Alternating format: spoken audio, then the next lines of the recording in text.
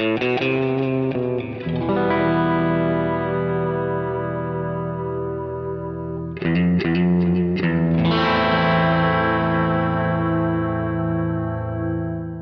listening to Mark of the Maker.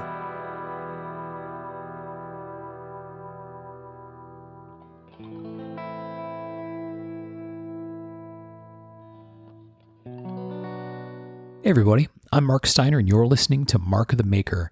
This is episode 137 of the show, and this is going to be a wrap-up show, and we'll explain in just a minute.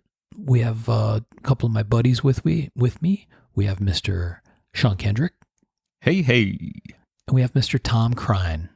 Hey, guys. And we'll explain what we're going to do here in just a second. But Sean, you want to start us off? Yeah, well, we want to thank everybody who supports us on Patreon. Thank you, guys. Every bit you give really helps. You keep the lights on, you keep the mics moving, and you keep our equipment from falling into a disarray that would make this impossible. So thank you. And if you guys who don't support would consider going over to Patreon and giving us $1 or maybe more a month, we would really appreciate it. Every bit helps. So head over to patreon.com, search for Mark of the Maker. It's easy to do. And if you want to help us out on the free, rate and review the show. It gets us in the algorithm, it gets us in front of more people, and that's always appreciated. So thank you, folks. Working the algorithm. We got to do more of that. Mm-hmm. And the listeners can help. I like it. I'm setting up a bot farm. That's what we're talking about. A Southern Ohio bot farm. I've heard of this. Well, yeah, and when it's not doing the search thing for Tom, it'll be doing the algorithm thing for us. I got to dedicate so much time to, the Tom thing that I mentioned in a previous episode. Yeah. Thanks, Sean. Dude, that's gonna be the first suggestion that pops up on Google. Just give it time. That's fantastic. All right, we got to also say thank you to our friends at Paladin 33. You can find them at paladin33.com, Paladin 33.com. Josh and the folks over there make some beautiful nylon gear, all kinds of different bags, pouches, etc. They also got a bunch of other stuff going on that they had on display at the show here recently. I'll let that come out here as we get a little bit deeper into the episode. We got some clips that we're going to listen to, and Josh talks a little bit about some of the stuff they have going on. So definitely check out Paladin's website. They have lots of fun things going on over there. Yes, they do. All right. I also want to say thanks to our friends at Giant Mouse Knives. Sean and I were just there doing a participation, a live in-person appearance at the Giant Mouse 10-year Jubilee at their new storefront, and they had a little street party and some activities going on over there, so we'll do a wrap on that one as well coming up here sometime soon, but you can find them at giantmouse.com, or you can just search them on Instagram. They have lots of cool stuff. In fact, they did a series of knives, some special GMF ones, Sean, for the little fixed blades in different special material combos, and they have super low numbers, like they had 30 of them and 20 of them. Those are all be long gone by the time this episode airs, but they're super cool. You should go check them out anyway, and get you one of the plain ones. They're quite a bit more affordable, but go check them out at giantmouse.com. Oh yeah, treat yourself. It's that good stuff. Absolutely. I'm going to give a shout out to Arizona Custom Knives. Got to see Henry at the show. That was always good. Had a blast talking with him. And recently I was talking to Andrew, and I don't know if this is good or not, but I'm going to tell you guys about it. Oh boy. Basically, if you set up an account... Don't blow our ad read. I'm sorry. What's go ahead. that? No, I'm sorry. Go ahead. I thought you were going to go somewhere else. If you go make an account... Yes. Then you can click on your favorite maker, and right up at the top it says set up email notifications for this maker. Oh. Just click on it. And now, anytime knives get added to that maker's account, you'll get a notification. You don't say. I'm not sure that's a good thing for me. Yeah, that's bad for Tom. Do not do that. I already did. Who did you put in here? Can you do more than one? Oh, yeah. I did a bunch. I did Morseth. I did Al Bukowski. I did, I did a whole bunch, man. I did a not lot. good, not good. But it's pretty cool, and a lot of them have like right next to it, you can go to the maker's website. So Arizona is not only letting you sign up for notifications when they get knives for that maker, but they're also sending you to that maker's website if they have that website. So Wow. really great service for collectors and makers, pretty cool. Right. So they've got the best, and we've got a cool discount code. And as soon as I'm done, Mark will tell you what it is. They have over 14,000 items on the website. Their code is Mark of the Maker ! All lowercase. And you can find them at Tom. ArizonaCustomKnives.com. Right. By the time this episode's over, there'll be one less Don Fog on the site. Okay.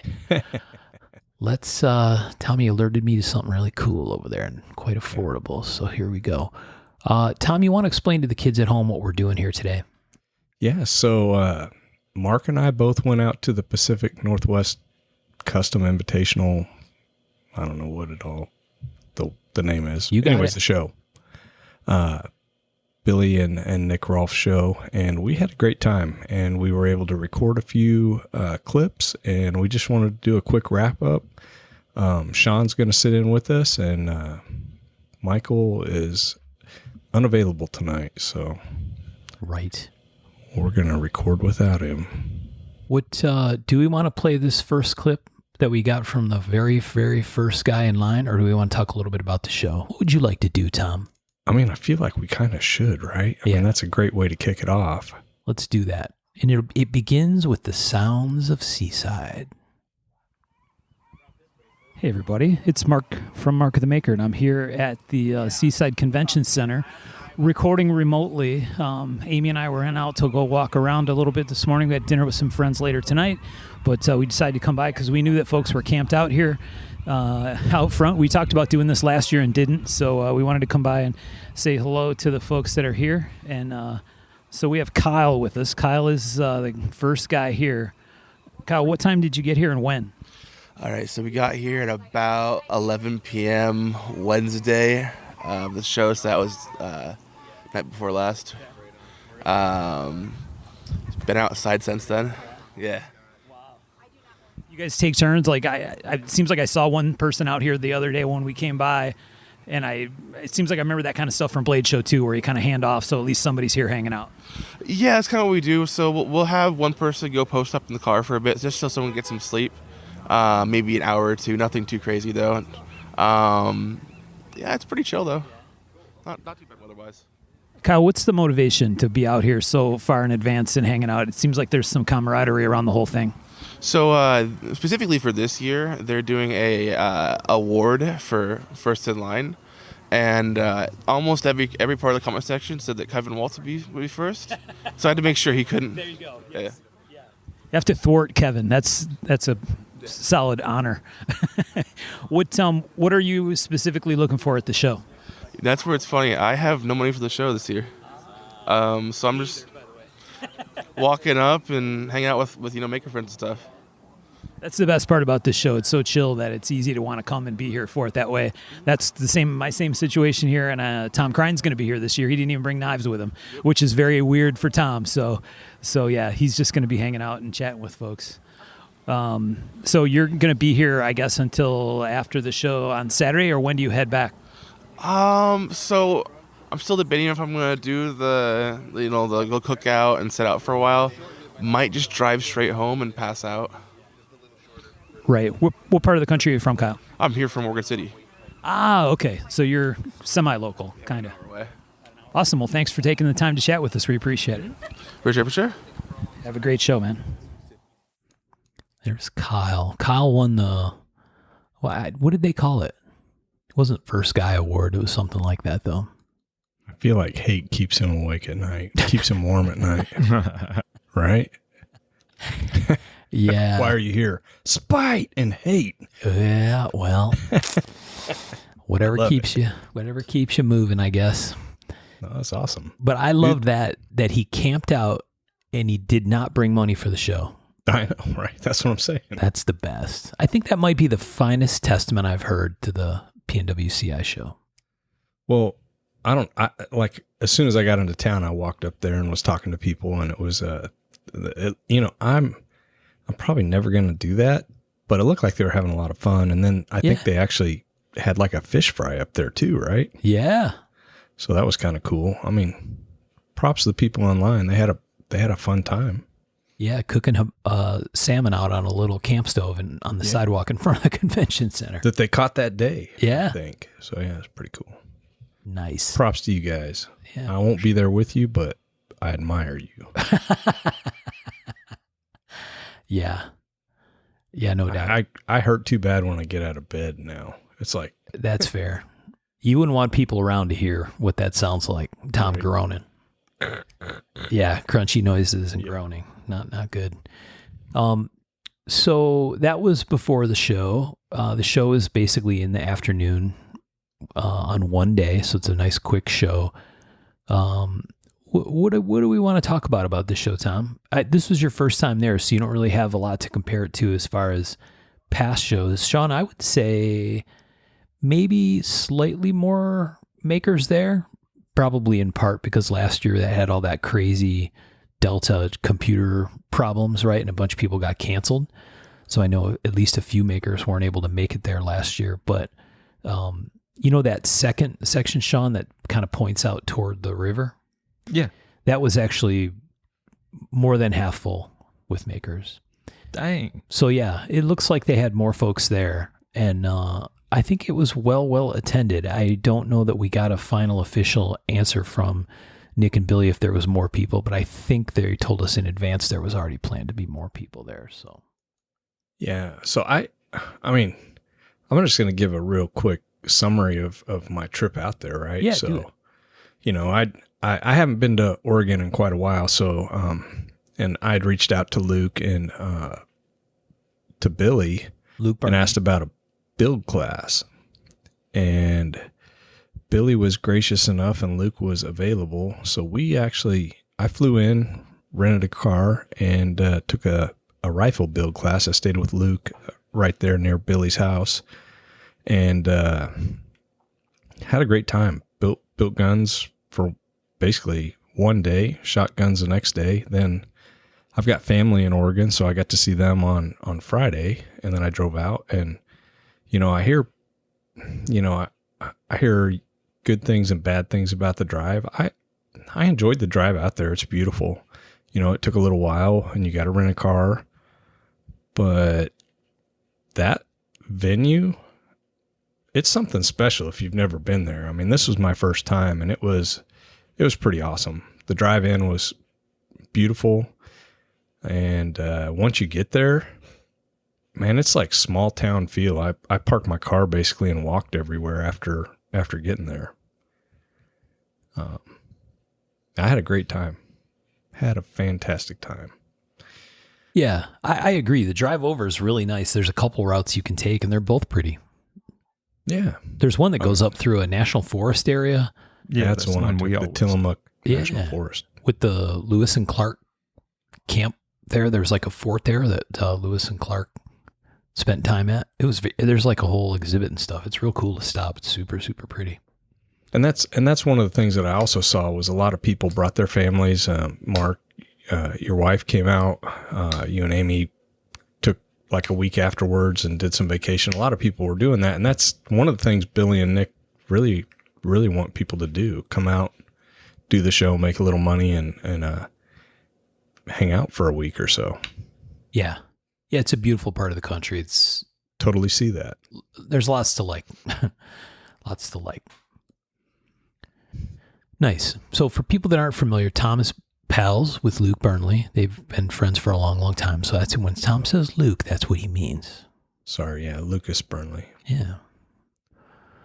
Well, cool. I'm glad you guys had a good time. How could you not? Mr. Burnley. Mr. Burnley. Building rifles, Billy Cho hospitality. Lots to like there.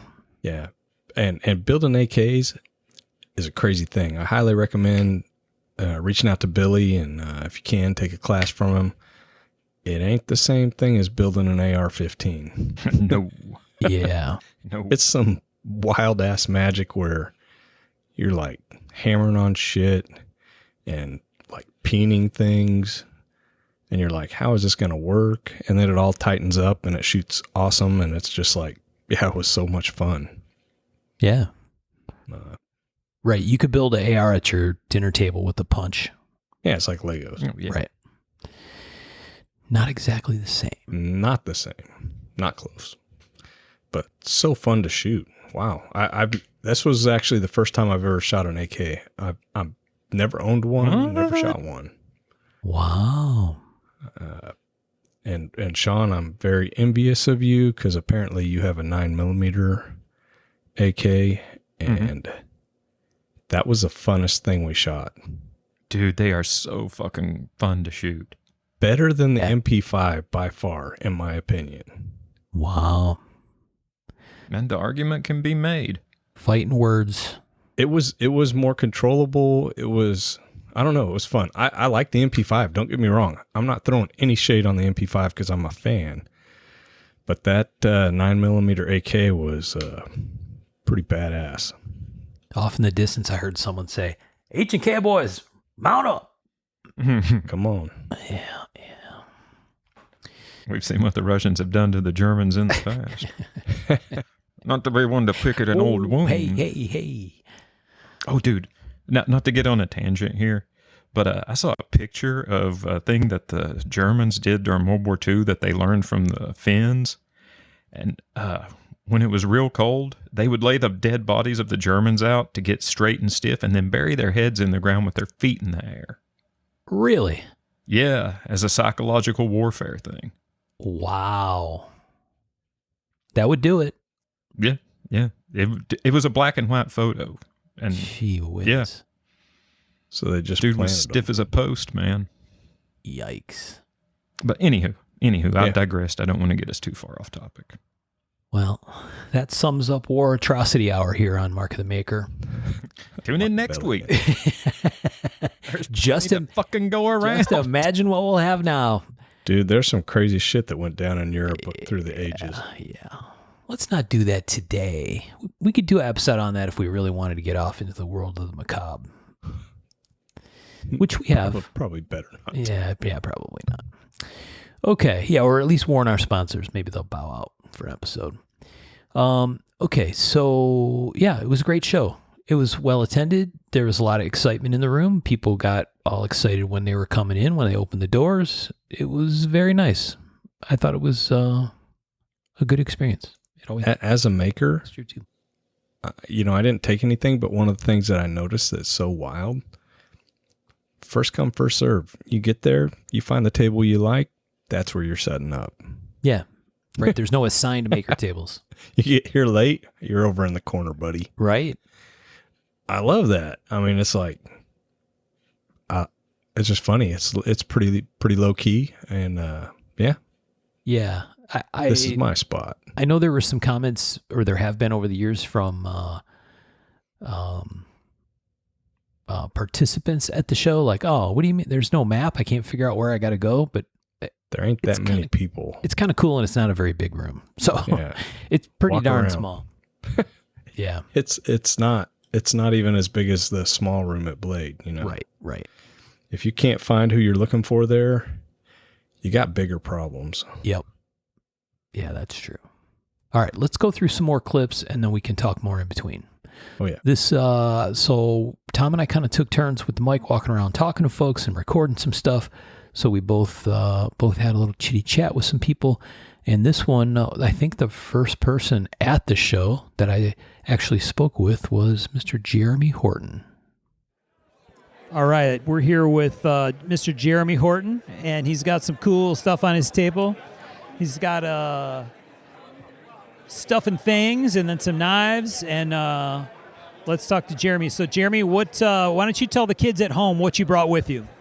I bought a little bit of everything. They said, it's really hot in the summertime, so just try to concentrate on doing what I could do the most efficient, and that's what I was working on, this new model, and then my kitchen knife stuff that I've still been trying to do. And then when it got too hot, I would get in sit in the front of the fan and run the lathe for a couple of days, you know. So I just trying to maximize my time. What's the new model called, Jeremy? Called a Hilux. It's a 7-inch fixed blade at about 160 D2, and a handle setup that I learned from when I was doing my kitchen. I was basically doing everything on the manual mill. Well, like I said, again, limiting my time that I have to be struggling dirty. And you had a real cool handle material on some of these. What was that called, and where's it from? It's sort of a sunrise looking. That was called a Retro TRD, and that was from Maker's Material Supply out of Texas. I like them a lot. Use a lot most of their stuff on my knives. So we talked about Jeremy's kitchens, about how much we liked seeing him do them, and they're super duper thin. Very handy. Feel how light that is. Amy, how light is that knife? Wow. Yeah, super light. Yeah. Impressive. We should get one. Yeah. Yeah, she said. Yeah. What's the other stuff that you brought, Jeremy? These are like duck tag kind of stuff? Beads. I started like a long time ago. I'd made some for a friend group I had, like where we duck hunted. I made these reproduction duck band beads or bands, and then I was making some beads, and I'm like, hey, I'll just try to put these bands on these beads, and it turned out like kind of something you don't never see. So it's kind of, and they're all numbered. So bands are numbered, so it ended up being a pretty cool thing. And of course, you know, the pry bar stuff. I don't make as much as I used to, but I still do. No, not fully. That's actually a newer skeletonized thing. So you just kind of, you know, just keep grinding away. On to the next. I got to, you know, go back and retool and get ready to go to Jersey City for the New York Custom Knife Show. That is August 21st. That is this month. Yes. You're going to retool quickly. Yeah, and then come back, and then a month after that, we have a West Tennessee Knife Makers get together in September. Where's that at this year? Union City, Tennessee, at the Discovery Park. Yeah, we got the dinosaur room again. Dinosaur room.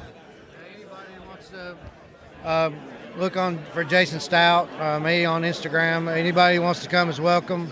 It's free to get in. It's free. You know, if you're a maker that you're interested, just holler. You know, we like people to come out.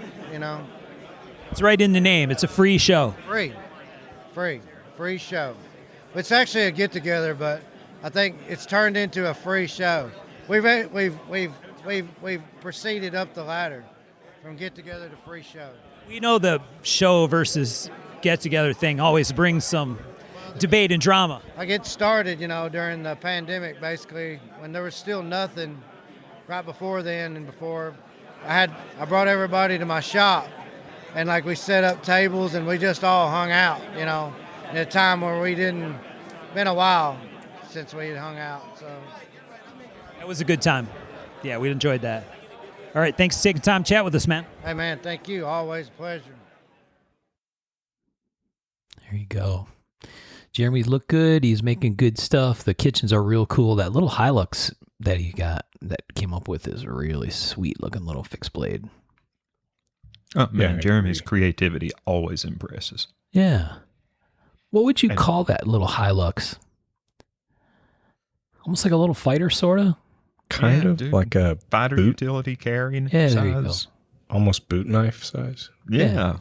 Handy. Yeah, I mean, it covers a lot of ground, wears many hats. Many hats. Where were you going to go, Sean, with what you were going to say? I'm sorry, I interrupted you. Dude, I was going to give Jeremy a quick shout out. His dog Damascus passed away a couple days Oh, ago. I didn't know that. And if you guys know Jeremy and Damascus, you know that that's a big deal for him. Yeah. I'm just going to say, man, I'm sorry.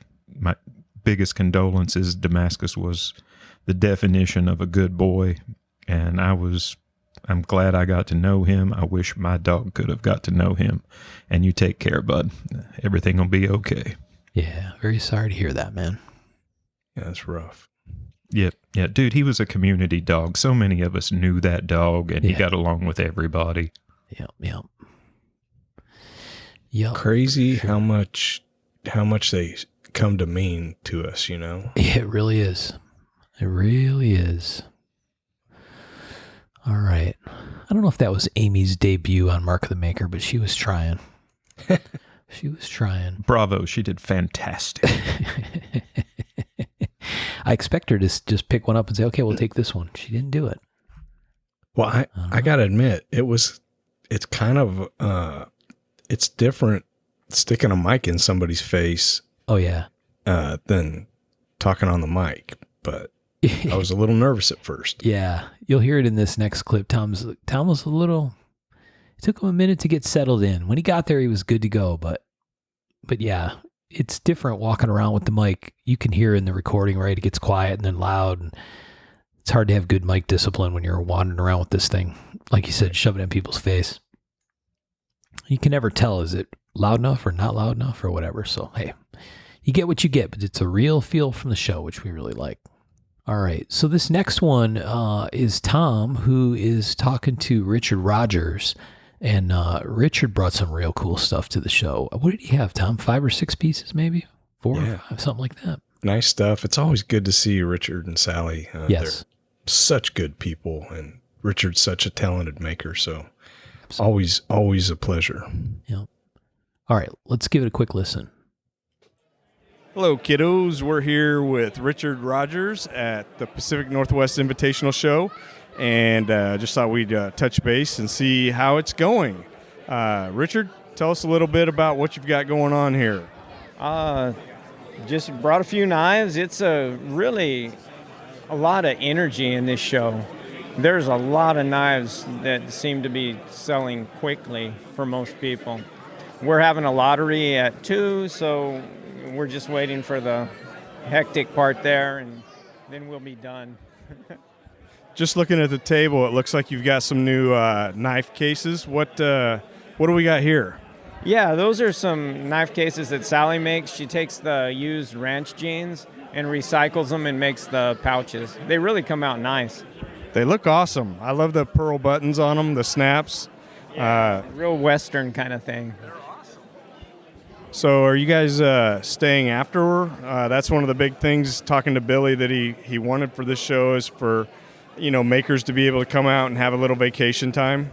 Yeah, we got in Thursday late, and then she went down to Tillamook.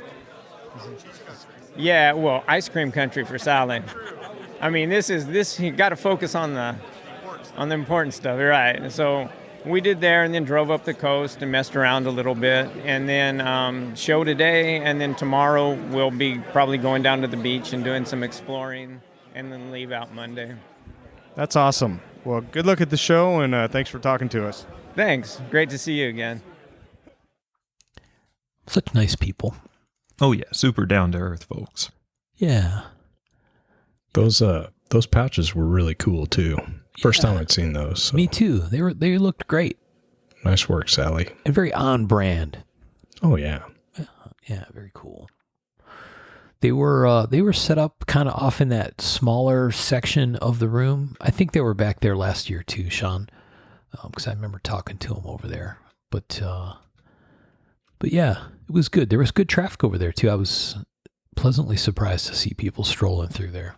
And I know people were looking for him. I had a couple people ask me, "Where's Richard Rogers' table?" I'm like, yep, right over there, man. Yeah. Okay, the next clip we have, I grabbed the mic and we got a hold of Mr. Nick Rolfe. Nick is one of the guys with Billy Cho who puts the show on, and we took a minute to chat with Nick about the show and what's going on, and Tom was there as well, I think. And yeah, we got a little insight from Nick about the show this year, so here we go. Okay, so we're here with Nick Rolfe, one of the organizers, promoters, entrepreneurs. I don't know what even to call it. I don't know. We were talking about calling ourselves the show owners, but I don't know what else makes sense. The curators, I don't know. We're gonna have to figure out a title for that. I don't know. Curator's classy. I like that. Yeah. That's what we thought. Maybe curator, but we ended up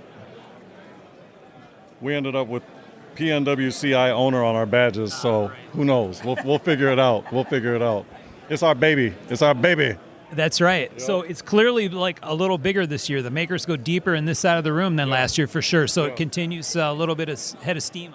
Yeah, I mean, I think the hardest part of this show has been to figure out a way to scale it and make it a slightly bigger show, but keep kind of the relaxed vibe that has been kind of our trademark of shows. And I think we're still there. I mean, the space is good. It's a nice, relaxed atmosphere in here. So, yeah, noticeably more makers and noticeably more attendees, but it's still working, I think, for our intended goal. I don't know how much bigger we would want it, because then it kind of becomes a different show, but I'm going to get off a little bit on a tangent here. The difference that we wanted to do this year was try to figure out a way to attract local Oregon people, because 99% of the people that come to this show are our community, our friends and family from all over the place. But Oregon is a huge outdoor state with a huge outdoor, population of people that love the outdoor activity, and knives kind of are adjacent to that world. So we really wanted to try to figure out a way to attract some local people, and I think when we look at the metrics afterwards, I think that's going to be the case, because we've had quite a number of people walk up and buy tickets right here, noticeably more than we have before. So I think it's getting there. It's a work in progress, Yeah, I noticed a number of people at the show talking to makers who, if they were part of this world, they would know who the maker was or what it was that they had on their table. Yeah. But a number of people that I've watched come up to like Farmer Rob's table, right? And they're don't like, know anything about that. Yeah, they look confused. And Rob's like, you want me to explain? And they're like, yeah, please do. And it's clearly there are people that you're pulling from outside. Absolutely. And I think the cool thing about that is that I think the trinkets, I got air quotes on if anyone doesn't know what I'm doing right now. Trinket, quote, unquote, whatever. I think that's a little bit better of a crossover thing, because some people can be intimidated by all these big crazy knives and guns and all this stuff, but then you see all the trinkets and fidget toys. That's something that's locking a lot of people into the community, and and then they expand out the more they get comfortable with it. So I like that. I like that. Well, it seems for sure that the vibe is certainly on point with where you guys were last year. That was our first time here for Amy and I. Yeah. And it's just definitely a unique feel and very laid back. And part of that, I think, comes from being in this part of the country anyway, right? Yeah.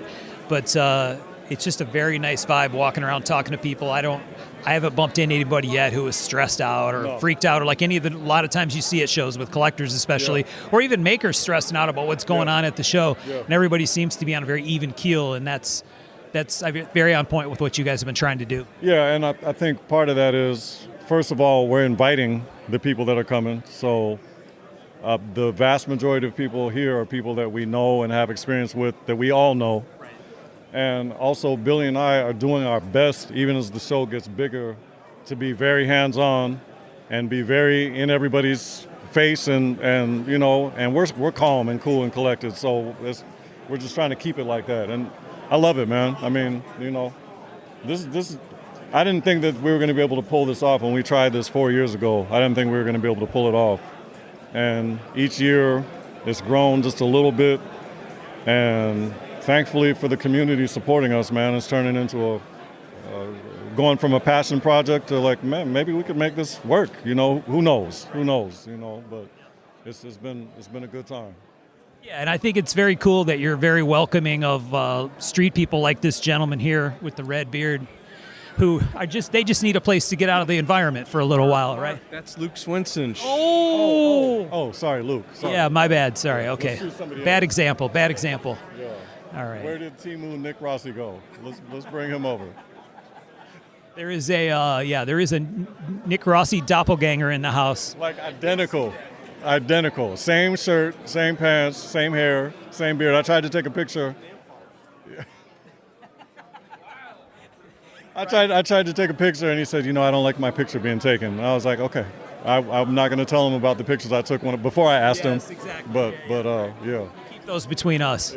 Yeah. Hey, but while we're talking, we definitely appreciate the support of you guys. We definitely appreciate it. This is all a big family affair, so the more we can be involved with our brothers and all that. That's what it's all about for us. Yeah, it's been a collaborative effort, all right? A collaboration a little bit, right? We're helping promote the show. You guys are helping promote the podcast. Everybody wins, and it's part of that family vibe. We really like that. Absolutely. Well, we'll keep you guys tuned in. Hopefully it'll be even better next year. But in the meantime, if you missed the show, check us out on our social media and check out Mark of the Maker. We appreciate you guys. Thanks, Nick. Thanks for taking the time to chat with us. Nick's got to go back to busting heads at the door. This very welcoming environment. Hey! He's standing there getting ready to... knife down. That's right. He's getting ready to chop a fool up at the door. We really appreciate it. Thanks, man. Yeah, thank you.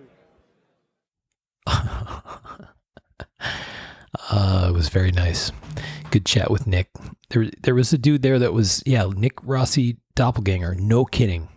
Like, same height, same hair, same facial hair, you name it. It was a little weird. Yeah, I saw him, and it was like double take, right? Yeah. That's what Nick, he like locked in when we were talking. Yeah. Yeah. So I think they succeeded on those goals, right? Of making it the same, but maybe a little bit more, and kind of continuing to refine, right? We talked about that when we had those guys join us last year for the wrap for this show, right? The idea that they're just kind of continuing to want to tweak, or I don't know, continuously improve the show, and they're doing a good job of that. Yeah. And just for the record, I mean, Luke Swinson didn't really look like a homeless person. Like, kind of, but I don't know. No, he did. Yeah. He looks much more like Yukon Cornelius than a homeless person. Yeah. Dude, throw a revolver up front. Yep. Yeah. Yep, he's there. Yeah. So, it was a pleasure to talk to Nick. He and Billy were constantly roaming the show floor, talking to people, which is I think it's a good sign, right? They're really paying attention to what people have to say. They're checking to make sure people have a good time. They're checking to make sure that people know where to find stuff or what to do. I think the check-in process at the front was smoother this year. They made some changes there as well. And that was a real thing. Area people from Oregon, like local or semi-local people who just kind of happened upon the show. I talked to Nick's wife. She was out checking folks in at the front. And I said, are you guys... I'm hearing it on the floor, right? From, like I said, examples where people weren't sure what they were looking at, because some of the shits that we like is kind of funky, right? And it might not make sense at first glance. And she said, oh yeah. She said, we've had a whole bunch of people come in and say, oh, I saw something about a knife show. What is it? What does it mean? What is it like? What is it about? How much does it cost to get in? And some of the people were like, okay, that's more than I expected to get in. But there were a number of people who did, and I think all the feedback they got was very positive, so that's really cool. Yeah, super cool. Okay, and now we're going to, Tom interviews some homeless guy. Hey guys, Tom Crine here. We're at the Pacific Northwest Invitational Knife Show, which you should probably go to if you haven't, and if you have, you know all about it. We've got Luke Swinson here, and we're just going to find out how the show's going for him, how he's being mistreated, and that kind of stuff. So yeah, let's hear from Luke. Billy Cho and Bill Tuck both punched me in the eye yesterday. No way. Not kidding. See how bad they treat me? That's crazy. So what'd you bring to the show this year? Oh, I just kind of my normal thing. I didn't bring any liner locks or anything of titanium. I brought all kind of traditional stuff with just a little bit different handle materials. So the one that absolutely caught my eye is already gone. Tell us about the jigged paper. Was that a back pocket? Nah, it's just I don't even have really a name. It's the same pattern here. I don't really have a name for the pattern. I just kind of make it as a medium lockback. What was the one that was down here, not the lockback? Oh, that was just a slip joint. Yeah, just a little trapper. That's my regular trapper pattern, but I do it in a linerless configuration and just use the jig paper. Yeah, I wish I could take credit for jigging that paper and dyeing it like that, but I stole that from Bill Ruppel. which I steal a lot of stuff from Bill. But he's a pretty good sport about it. I mean, if you're going to steal, that's a good guy to steal from, right? So I think so. I think so. I've pretty much stole everything from him. So everything I do right, anyway. So, are you planning on staying for a little while after the show? I wish we could, but we have to get back to God's country and do Idaho stuff. So, it's kind of weird. We're here. The table placement, you're like not in the room. You're out by the bathrooms. Is that normal? See, that's Billy Cho again. You know, he banned me from this show the first year, and then he beat me up last year too. And then I got punched in the eye by him and Bill Tuck, so they're like ganging up on me. I think it's some kind of conspiracy, but I'm just saying. It's interesting. Well, we're glad you're here. And no, I don't have any paper towels for the bathroom, guys. See what I mean? I also see that you won an award here. So what's this about? Oh, the best old man knife. That's a coveted award. When you're a household name like Luck Swanson, you can expect to get such awards whenever you show up places. Very, very prestigious. You can also say only old man. So I noticed that if you hold this the proper way, it just says best old man, which might be more appropriate. Right. Very, very prestigious award. Congratulations, Luke. Thanks, fellas. Yeah, appreciate you. See you guys. Listen to Mark of the Maker. Oh, yeah, we need that. Hurry up and listen to Mark of the Maker. There's plenty of back episodes. Thank you, Luke. Have a good day, man. Luck Swanson. I like that. Luke's always a good sport. He loves joking around. He had some real cool knives at the show. He always brings a bunch of nice stuff. Oh yeah, goes without saying. That one that he had up front, that was a single blade trapper. That thing was beautiful. Yeah. He makes good stuff, man. I have a number of his knives. They're fantastic. Yeah. I'm a fan. Same. Even though we give him massive shit, but it's okay. He seems to like it weirdly. I know, right? Whatever.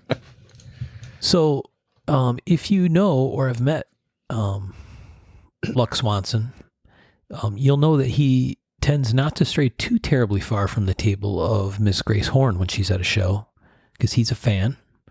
And so her table was kind of one in front and one over sort of thing from where Luke and his wife were set up. And so I spent a couple of minutes chatting with Grace.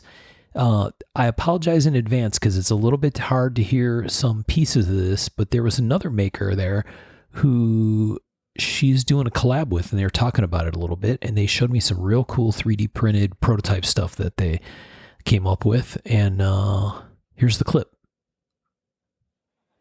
Okay, so I'm at Grace Horn's table, and Grace has brought some beautiful scissors to check out. You can check her Instagram and see that stuff. A little bigger than last year, though last year's were super tiny enough that I sometimes lose track of where they are, the pair that we have at home.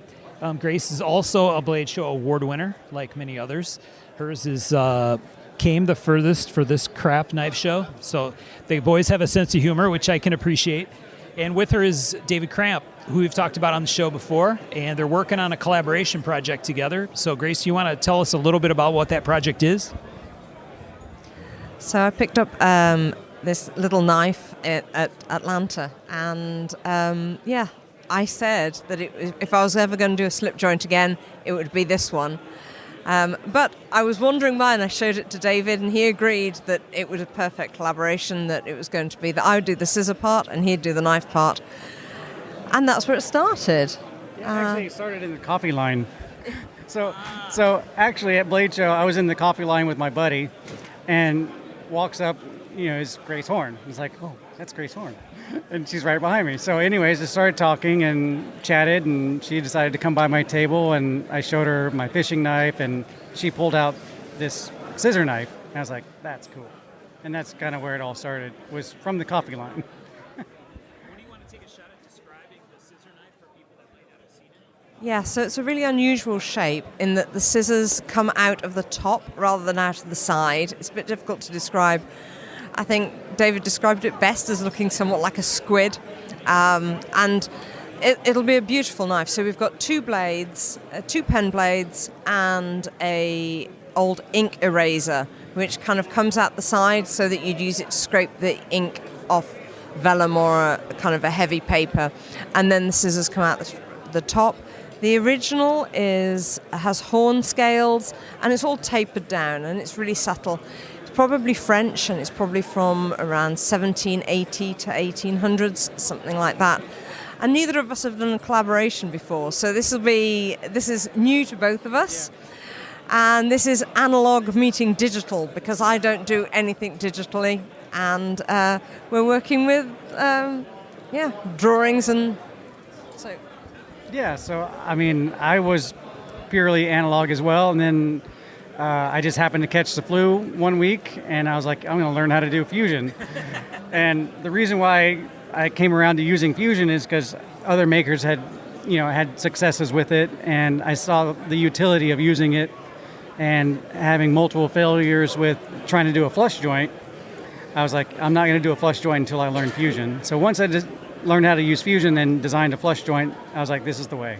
So, and then also 3D printing and things like that. So many things that can be done with both fusion and 3D printing. It really sort of like brings a prototype to life. And you can really zero in on things without scrapping tons of material. Because I think most knife makers have their own little graveyard.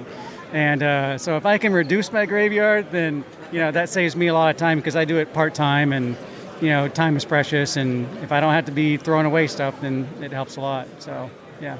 And then also working across the pond, it's nice to be able to send digital files as well. Or it's like, hey, can you change this? Can you change that? It's not like I can just like, oh yeah, let me just walk over to the grinder and change it, send a picture, and then you get back to me. I can actually do it on the computer and send it to her. So that's kind of nice too. Yeah, a very different way for me. But it wouldn't have been possible to have done it, or it would be much harder to have done it transatlantically if we didn't have the digital drawings to share. I mean, this could probably be done by next year's Blade Show. If we were sending it back and forth, it might be years to get done. Is that the target, to try to have it done by next year's Blade Show? Or are we? I feel put on the spot now. Let's aim for next year's Blade Show. That would be good. Yeah. I think so. I think we've gotten pretty far already. Yeah. All right. The design, they shared the 3D printed pre-prototype, I guess I'll call it, right? And it's definitely going to be the right shape for sure. The version that you'll do also has the same cap over the scissors, same concept. Okay. I think we talked about it, but maybe I don't know if we shared a picture of it. You have a picture on your Instagram, Grace, of the original. Okay, so we'll put a link for folks to go find that and be able to see what we're talking about, because it's like lots of stuff we talk about on the show. It's not easy to describe. We're often at a little bit of a loss for words for special pieces like that. It's definitely an odd piece. So, and when you see it, you're like, wow, that's a really cool piece. Right. Yeah.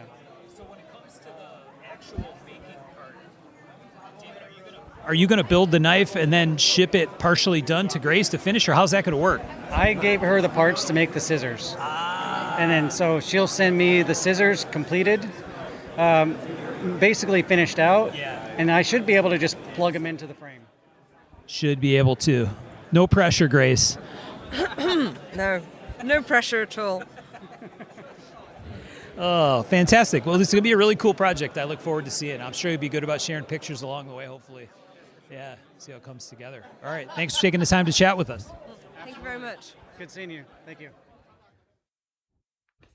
David Cramp, we've talked about him. We talked about him in the Blade Show Awards episode. His fishing knife that he had, and the collaboration with SNX, right? Yeah, I think so. Yeah. So yeah, he's done a bunch of collab work. He's a very talented guy. He had his kids with him. It was real cool. Yeah. It was very interesting to stand there while he and Grace were chatting about this this funky slip joint / scissors. It's a very interesting knife. The scissor blades close, and there's a little cap that slides on the end and continues to follow the shape of the handle. So it's a cool piece. Grace sounded Oh, very yeah. uncomfortable with committing to Blade Show next year. Nothing like getting put on the spot. I felt a little bad. I also felt like a paparazzi, like a reporter trying to put her on the spot a little bit after she said that. But hey, it happens. So yeah, look forward to seeing that. What else is next? So I took a minute here to chat with Josh from Paladin 33. I mentioned in the beginning in the ad reads that he is going to talk a little bit about some projects that he's got going on, and he had some examples of stuff there that was not nylon gear. Okay, I'm here at the table for Paladin 33 with Josh, and he's got lots of cool stuff on the table. It looks like maybe some newish stuff and a ton of stuff. So, Josh, why don't you tell the kids at home what exactly you brought to the show this time and kind of what the highlights are? So kind of stepping away from our usual bags, we filed for a couple patents on this modular cutting board system. We call it Yonder Board, and it's a scalable modular board. I spend a lot of time outdoors, overlanding, doing adventure motorcycle, and I couldn't find a good solution for a cutting board. Either you're stuck with a plastic cutting board, really bad for you, lots of microplastics, or wood cutting boards, which are really hard to clean. So we use food grade safe Rich Light, and we machined these. So they're antibacterial, dishwasher safe, and you can cut and serve on both sides, and they nest within each other. So that's a separate company that we're going to be launching. It's going to be called Yonder Board. And then we have some nesting designs with knives that will be actually sandwiched in between cutting boards as well. And then we just have a bunch of new colors, some of our current offerings in wax canvas, and then we brought a bunch of our totes. And the Infinity Knife Collector pouch has been a great seller for us, and we brought those as well. Tom talked about these before. This is the first time I'd been able to see the knife pouches. I looked at them earlier. They're fantastic. I really like that they're thoughtfully designed in the way that the knives aren't going to bump into one another when they're in there, which is very, very cool. And this is something that you have normally on the site, right? Okay. And then, I didn't understand the difference in some of the bags. So, Josh, can you explain the modular aspect of the Omega bag, right? Am I saying it right? Yeah, so the Outback comes in two flavors. One is a standard fanny or sling style that comes with a 1.5-inch webbing. So really ideal if you're going to wear it across your waist as a standard or typical fanny pack.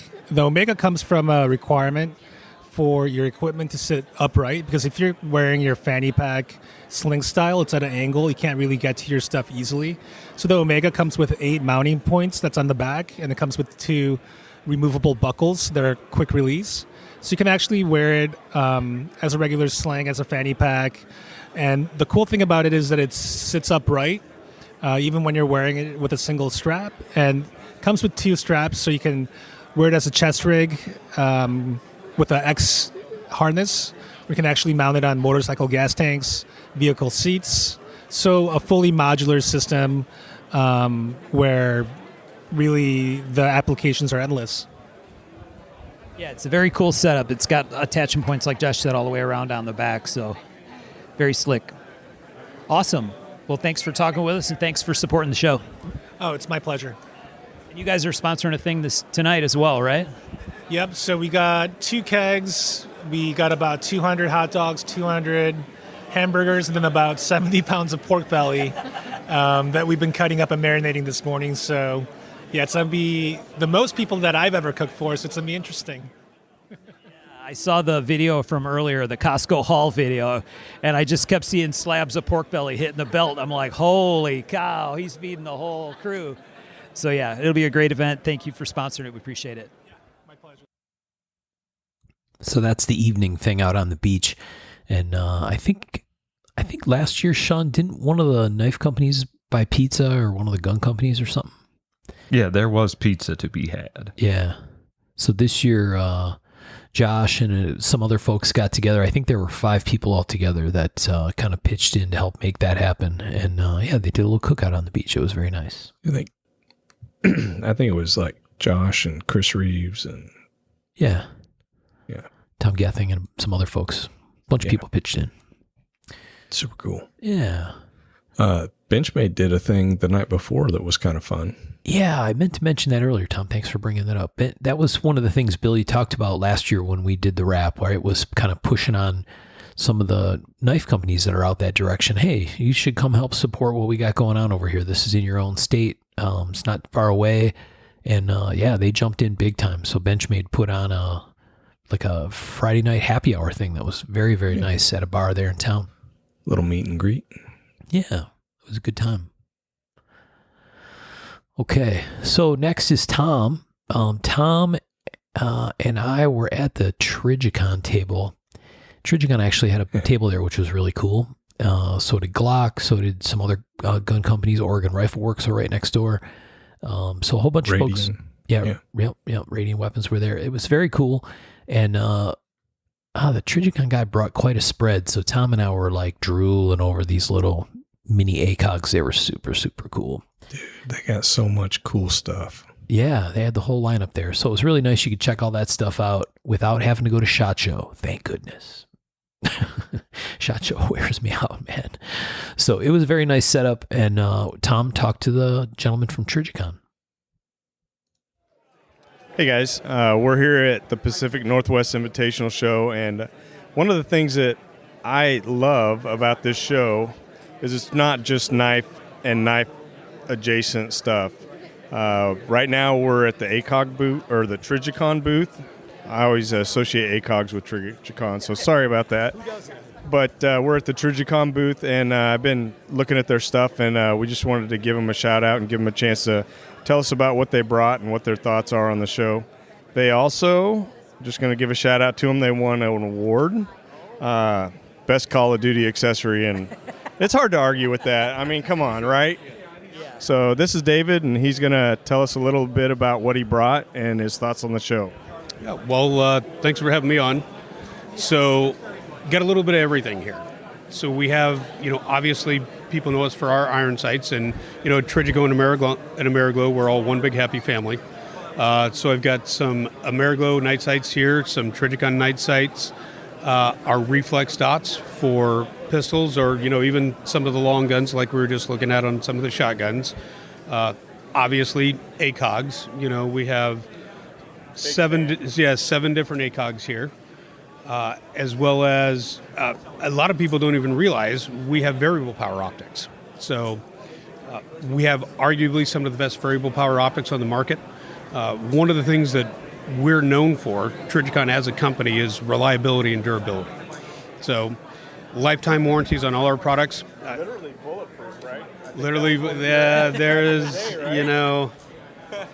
we don't like to say that anything's bulletproof. Right. But yeah, like we were talking about, they give ACOGs to Marines, and you know what? Tell a Marine they can't break something. And like we were talking about, IR one, so I can make fun of Marines. But our variable power optics. It's one of the lines that it's one of our best kept secrets. Honestly, we use some of the best glass in the industry. It's Japanese glass on our variable power optics, but outside of that, all of the components, everything else on all of our optics is 100% sourced in the U.S. All of the electronics, all of the rubber components, all of the mounts, all of the screws that go into manufacturing these, they're 100% sourced inside the U.S. And a lot of people don't know this, but every single optic that we make outside of our DoD optics comes with a Bible verse on the side of the optic. So that may or may not be important to you. But, it's a decision that Trigicon's decided to do. Very faith-based company. And, as you can see, we've got the VCOG here, which has now recently been adopted by the Marine Corps. Special Operations Community has been running the VCOG 1 to 8 since it was released in 2019. And so when we go to design an optic, one of the things that we design it for is this is going to be a duty and military rated optic. Every optic that we manufacture, even our entry-level variable power optics, they're designed that we can comfortably send these things into the field for an officer, for a Marine, or a soldier, or a sailor that's going to be using this. They know that when they pull that optic up, it's going to work. That's one of the things that we aim for. Tell us about the warranty. You were telling me about that a minute ago, and it's pretty impressive. So it's the best warranty you'll never need. So all of our products come with a 100% lifetime warranty. The exception to that is the processor on our thermal optics. That's a 5-year warranty. But we have less than a 1% return rate on our products. And yeah, and of those that come back to us, a lot of times it's user error. People just aren't understanding, how things are supposed to work. But, all of our products are 100% hand assembled. So, there's no automation in our manufacturing process. So when these things are getting put together, if you ever get the opportunity to go to our factory in Wixom, Michigan, it literally looks like a bunch of people putting together Swiss watches. There's an assembly point and a QC check, assembly point, QC check. Everything's assembled in clean rooms. I mean, we are a premium optics manufacturer, and we take that seriously. I love the fact that everything's sourced here in the U.S. except for the glass, which is sourced from Japan, a very high-end source for that. VCOG, I really love the VCOG. It's really cool. It is really cool. So the VCOG is not Japanese glass. Okay. Solely because it's, we're selling it to the DoD. Right. So everything needs to be U.S. sourced. But yeah, no, the VCOGs are absolutely amazing. It's a variable power ACOG. So again, it's a T7075 forged aluminum housing. It's going to be the most durable LPVO on the market, bar none. Yeah, I'm going to need one in the future. Tom says that a lot when it comes to gun stuff. Can you explain this? Is this a light gathering disc on top on the back of these? So this is our AccuPoint. So these are illuminated optics. They're fiber and tritium illuminated, just like the ACOGs. If you see that little wheel on the back, that'll actually allow you to vary the amount of light that comes into the optic. Okay. Correct. So several different reticles available in these, several different magnifications, front objective size. We have all kinds of choices. So the founder of the company, Glenn Bindon, was a big safari hunter. And so the AccuPoint came about with, we wanted an illuminated optic that was non-battery powered. So if you have somebody that's looking for a non-battery powered illuminated optic, we've got one. Okay, very cool. And that's not a new thing, right? That's been around for a long time. They've been around for a while. They've been around for a while. I couldn't tell you exactly how long, but yeah, they have been around. They used to be called AccuPowers. They're now called AccuPoints. Maybe that's what I remember. Yep. And it does the same function as the fiber optic tube along the top of the ACOG. Fiber and tritium, just like on the ACOG. Very cool. Well, thanks for taking the time to chat with us. Thank you very much. Yeah, I'm about 30 minutes from the Wixom facility, so I got to get over there one day. You need to go make a visit. I'll give you one of my cards. Reach out to me. We'll see if we can set something up for you. That'd be great. Love to do that. Maybe we'll record some stuff for the show over there. That'd be pretty fun. All right, awesome. Thank you, David. All right, guys. Thank you very much. Yep. Great to meet you. Yeah, very cool. I so want a whole bunch of stuff from them. Yeah, he's like, both. Yeah, you could be a dealer. Minimum buy-in per year is like $10,000. I'm like, well, that's one order, right? Well, it adds up quick. But hey, if you're going to do it the way they're doing it, it's going to be expensive, and it's good, right? Shit's incredibly tough to break. So, I definitely want a VCOG, but they're so expensive. Yeah, that's all I need: a 1 to 8 VCOG, an ACOG Mini, or 3. Yeah, those minis are cool, right? I was telling you about them. Yeah. 1.5 and the 2s are so awesome. You were not wrong. They're real cool. Yep, David was a pleasure to talk with. Very nice dude. Yeah, we'll have to go over there and get some stuff recorded, and maybe we'll do a visit and do a little mini-sode from the floor. Maybe not from the floor. It's a clean room. We'll have to figure out how to do that.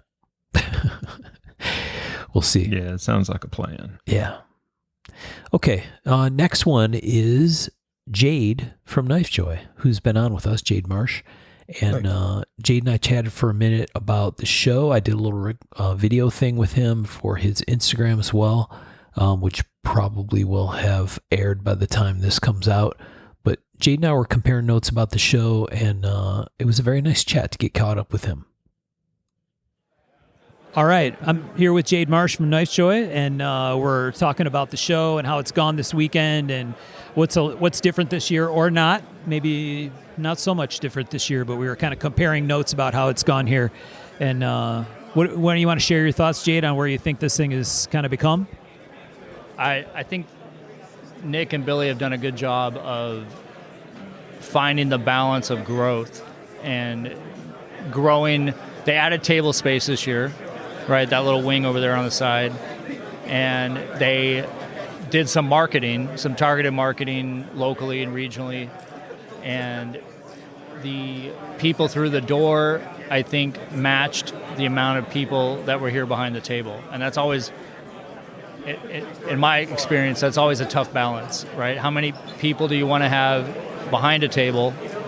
How many tables do you want to have? And then how many people are going to come through the door to support that? Because without the makers being here, the show doesn't get supported. And then without the people coming through the door, the makers don't get supported. And it's an extremely stressful, anxiety-inducing time to work on that. And I think those guys have put a lot of work into it. They had some good support from Benchmade this year, which I think is phenomenal. And some of that support filtered out to the event that we had last night, the little meet and greet at the open bar thing.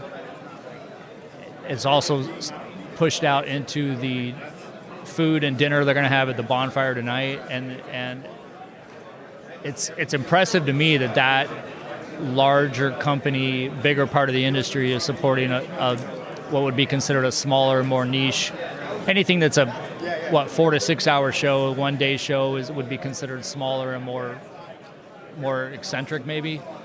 And seeing some bigger support that way, I think is impressive. I like seeing that.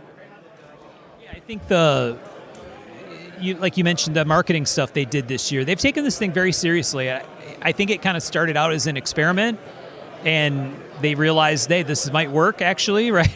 This might get a little bit of traction. We should do something with it. And the fact that they actually went after trying to market the show, which I don't think happens a lot, right, with knife shows. It's really cool to see. And I noticed a number of times during the day today that there were people that would come up to a table, right? And some of this stuff is pretty obscure shit, right? It's not like people, a lot of the trinket, small stuff, not to diminish what people make, and bring to the show, but it's hard to figure out, like, what the hell am I looking at, right? If it's a knife, it's a kitchen knife, or it's a pocket knife. Some of the other stuff, people are like, I don't even know what this is. And the number of people that ask those kind of questions, I think is at least some testament to the fact that they're trying to bring local Oregon people into the show, right? And not just the hardcore collector-focused people, which I think is really cool. Or the flippers or whatever that would come to some show where they could do that. And not that they can't flip some of the eccentric gadgets or whatever, because they can. I was talking with a knife maker earlier about that, and the example I'll give this example. You and I are both in the similar age group. We'll say in our 50s, somewhere in there, right? To us, a classic car is a 68 Camaro. But to someone who's 28 years old, they either don't know what that is, or they think of it as an old man's car. It's what their dad was into, and they're not into it. They're into what I've heard people collecting 86 Mustangs and things like that. I'm not to insult you with a Ford product, but there's evolutions of that and generational evolutions of interest. And I think having a wide range of interest at a show that's small enough that you can see everything in a few hours. You don't have to spend 2 days to see everything, and still might not that there shouldn't be big shows. There should be big shows. But at a show like this, and you can introduce older people to younger things and younger people to, that might sound insulting, but older things, right? And having that crossover of education and information about the different components of this community and this part of the world and this business. There's stuff in here that I don't even know what it is. I'm learning about it, or I'm learning about this brand or that product, but I'm always trying to see and pay attention to that, and I'm excited to see some of the younger generation come in and gain interest or find interest in some of the stuff that would be considered a 68 Camaro. right? Because that's here in the room, and seeing that and seeing what we're watching. What you folks can't see is we're sitting in the back corner at the Knife Joy booth, where we can see the entire room, and we're looking at newer makers, people that make gadgets and different things, people that make traditional fixed blades, people that are making kitchen knives, and there's different types of people and different groups of people at those tables that you wouldn't normally see at those tables. And I think having all that here in a tight enough space is conducive to people seeing new things. One of the things that I think is interesting is a fantastic maker named David Lish, right, who makes some gorgeous custom Damascus, beautiful forged handmade knives. And David is not a name that's commonly known among the newer generation of younger collectors. And I saw a number of times over at David's table, people like, wow, this is crazy looking. It's like, yeah, it is. How about that? This dude is a legend, right? It's sort of like when you're at a big show like Blade Show, which is fantastic experience. There's like a whole section of those guys that the newer collectors, they just don't even go there. One, they don't have time because it's so big. That side of the room or that it's just not as interesting to them or whatever. And so to see those folks, I see in light bulbs getting turned on is a really cool thing, because just like we try to do with the show, right? We try to tell these stories about makers and people, and it's not because, without question, it probably comes across sometimes, who are the hell these cranky old guys trying to tell people to look at old shit? But at the same time, it's like, hey man, all of this stuff in the room is based on stuff that those guys make, right? And the stuff that they learned how to make from, that's where all this comes from. And it's fantastic to see people actually start to put two and two together to realize that. Yeah, there is, you could see a timeline connection or evolution of people that make things. And you're right. And what you guys can't see is we're gesturing with our hands in one side of the room and the other side of the room. But one of the things that I thought was awesome that they did with this show is there is no table assignment. There's no map. You don't know it was a first come, first serve to get your table in the morning. So whoever showed up first, you could pick where you want your table to be. So there aren't sections of, that's the kitchen knife section, that's the knife maker supply section, that's the Loveless style fixed blade section, and there's the gadget section. Everything is mixed up. And I think that's fun. That was such a great idea. I'm just glad I got here in time to get a good booth space so that I could set up my backdrop. But so people, and you'll see this at some shows, even at the biggest show in the world, Blade Show, people will line up and they know where they're going to run to as soon as that 10 a.m. door opens. They already know. They're going to go down 2 aisles, make a left, and they're going to be right where they want to be. Well, so the way they had it set up this year is they had all the doors blocked off. People couldn't even peek in. So when the doors opened, it was like a deer in the headlights with some of these guys, because they were trying to find a landmark of where they wanted to run to get in line for. It was awesome to watch because people didn't know what they were doing, and maybe that's bad for the person that's trying to get something quick. But what it does, late after that flurry is over, right, 11:35 in the morning, it's calmed down a little bit now. Now you're standing next to a gadget maker who's right next to a handmade fixed blade maker, who's right next to a made in USA nylon sewing product maker. And then there's a Glock distributor right there.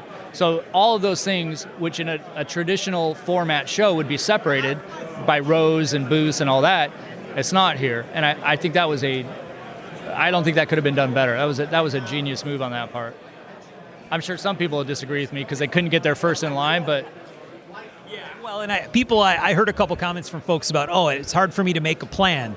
But the cool part is it's such a small room, right? The plan isn't a big plan, right? Being able to find what you really are looking for, it's not that hard. And chances are you're going to stumble across something that's super cool that maybe you never thought about spending time looking at. Stumble across something that you didn't, like I did that twice today. I stumbled across, and I want to say it's either bread or toast is in their name. Toast.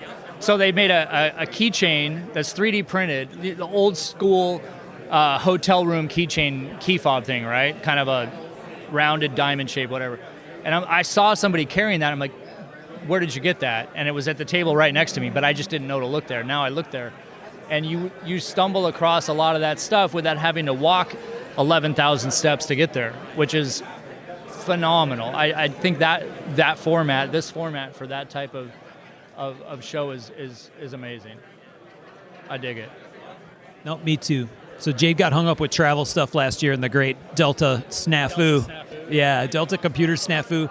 But yeah, hopefully we'll see you here next year, man.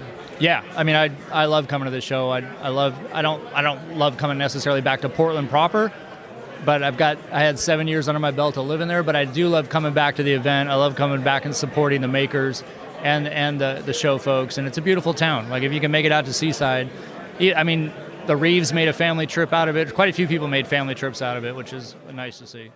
It's fantastic. All right, thanks for taking the time, Jet. Yeah, bro. Thank you. Appreciate it. Really nice to catch up with Jade. He had dinner with a group of us on Friday nights. It was really cool to have some time to chit-chat and get caught up with Jade Marsh. Nice dude. Good read of the room. He was getting all over the place talking to folks, and it was very, very nice to see. Jade's usually pretty on spot. Oh, yeah. You know what I mean? Yeah. He's got his head on a swivel and pretty smart guy. Yeah. Yeah, and we had a lot of fun when he joined us. We got to get him back on and talk funky tacticals. Super good dude. Yeah. Good to see him. Okay. I mentioned David Lish in the last clip, and I took a couple minutes to chat with David. We talked to him last year, so I took a minute to chat with him again this year. He had all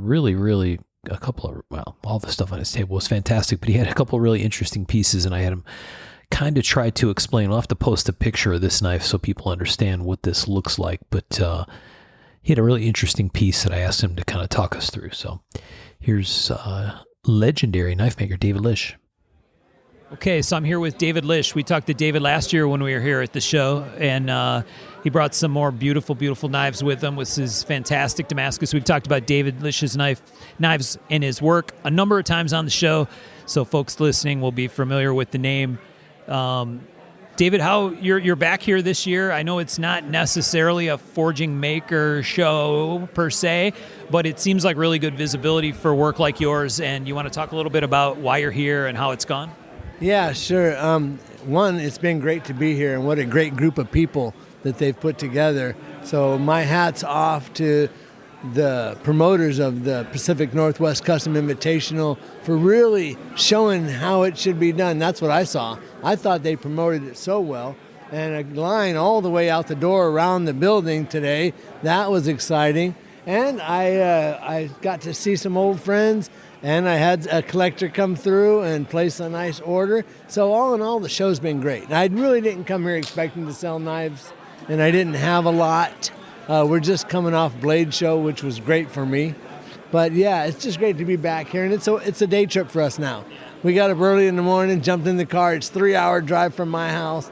We'll jump back in afterwards. I'll sleep in my own bed tonight, so kind of nice. And just great to see the show evolve, and to be part of it, it means more than coming here and selling stuff. You know, to be part of a show in the Pacific Northwest, and that's important. So I have to say, great show. Yeah. It's a different kind of feel, I think, than any of the big knife show stuff, because the space is small, and there's a really interesting cross-section of collectors in the room and a really interesting cross-section of makers. Everybody from super modern stuff to gadgets to, you name it, nylon bags to gun stuff. It's just a very, very broad scope, and I think people really appreciate that. Yeah, they really do. And there was some nice handle material this year that wasn't here last year. That was kind of cool. I picked some things up and got to just see some really innovative work. I do have an interest in folders, although I'm trying to keep mine different. To see the level that these guys are at and what they're achieving right now is really refreshing. So, and to have time to walk around, the show's small enough, you can really kind of see everything, you know, and it doesn't take all day, you know, and everybody's willing to chat with you. So I had a great time, got to see some people I met last year again, and I think that's what happens actually, is you start meeting people at the show and you get to develop a little rapport. Like me and you last year was the first time we met, and then me and you are like old friends seeing each other again this time, right? So that's kind of what happens with the people at the show. It takes a little time, but you start to develop a rapport and a relationship with them. And some of these people in here I've known for 20 years. You know, I've been in the game for a minute. So to have this so close and is very refreshing. And I'll be back again next year if they have it. Yeah, yeah. Yeah, I think they're definitely planning on doing it again next year. They actually, I think like you mentioned earlier, they hired some marketing folks this year, which is fantastic, right? And they've done a bunch of outreach to, the big companies like Benchmade and Kershaw that are centered here in the Northwest. And it's really cool that those companies responded and showed up and, tried to help support the show. I think it's a great example of this whole world trying to work together the right way. Right. Yeah, the contacts that you can make, right? Because that's the other thing I saw was a lot of people hooking up with people and starting projects and starting collaborations and that type of thing. So for that reason alone, I mean, this is a great show, and I think it's going to continue to grow. Yeah. So, David, you started your own show, right? For certain kinds of work, I guess, and maybe last year was the first one. Is that right? Last year was the first one, and for a first-year show, we were actually a little overwhelmed with how well it went. Yeah, and there was not a lot of sales, but it seemed like almost all the makers sold something. Some of the makers had a good show, and fortunately, we had a purveyor come through and really help make the show successful for the people that traveled that needed to sell some knives. So all in all, and we had a great time. The venue was great. So we're going to do it again this year. And I've been advertising. Like I said, I was inspired by what they did. Mine's a totally different type of show, much smaller. We're more focused on custom kitchen knives and Bowie knives and handmade, ABS style knives, I would say. But, a lot of cutlery. The show is a bit cutlery heavy, and I'm all right with that. Yeah. The market around there, most of the people that come to the show are going to be looking for a kitchen knife, So all in all, I think it worked out well. And if it does good this year, and if you're listening and you're in the Yelm, Washington, Seattle, Olympia, Tacoma, Portland area, you should think about coming out September 13th to the knife show. If you want to know about it, I'm on Instagram, David Lish, and you can message me and I'll certainly hook you up. But it's September 13th, and if it goes good this year, I'm going to think about taking it closer to the freeway, closer to some lodging, make it more accessible to people, and maybe open it up slowly. Like, I don't think you want to grow them too fast. Like, the way this show's been growing, it seems to be about perfect. And there was a lot of people here this year, and it seemed to be just right. And from what I've seen, everybody's selling stuff. So what a great show, man. Yeah. I remember from your videos that you did last year, the venue for your show is an interesting spot, right? It's kind of a rustic kind of a building. Why don't you talk about where it's at? Okay, well, it's in Yelm, Washington, and it's at the Longmire Wedding Barn. So this was a big horse riding arena when the lady did horses, and then she had to fall off her horse and couldn't train horse riding, and her husband remodeled this thing, and it is the most beautiful wedding event barn you can imagine, with beautiful greens around it, a good bit of parking. The setting is just so warm. I did get a little bit of complaints about the lighting, and we're not going to do anything about that. Just so you know, it'll be poor lighting again. Yeah, bring your flashlight if you really want a good look. But this will probably be the last. I can't promise, but this might be the last year at that venue, because it does offer some challenges that are a little hard to overcome as far as what I want to do with the knife show. Right. So I'm going to keep pushing forward regardless. And I really feel like the area is ready for a knife show. It just needs a knife show. Everybody knows it does. I struggle. I'll just be honest. I struggle with promoting it. I do. I want to promote it, and I'm trying. But one, I don't really think I know how to do it properly. I talk about it on my Instagram. Everybody that follows me on Instagram has heard about it. And I put flyers up everywhere I could pin up on a billboard. Oh, I got one in a meat shop the other day. I think it's going to do good. I'm serious. These people are like waiting for a steak.